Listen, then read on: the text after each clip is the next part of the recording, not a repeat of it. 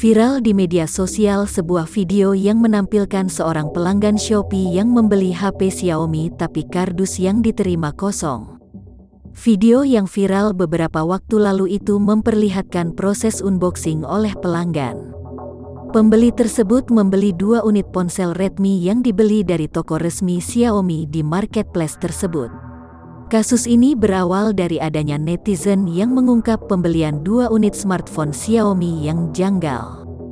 Dikutip dari kompas.com, ponsel yang dibeli Sigit adalah Redmi 9A dan Redmi 10 pada tanggal 10 Oktober tahun 2021.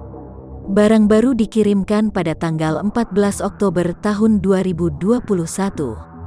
Pelanggan tersebut mengklaim membeli ponsel tersebut langsung dari akun resmi Xiaomi Official Store di Shopee. Ketika barang sampai pada tanggal 17 Oktober tahun 2021, Sigit merasa heran karena kardus kemasan pengiriman terasa ringan.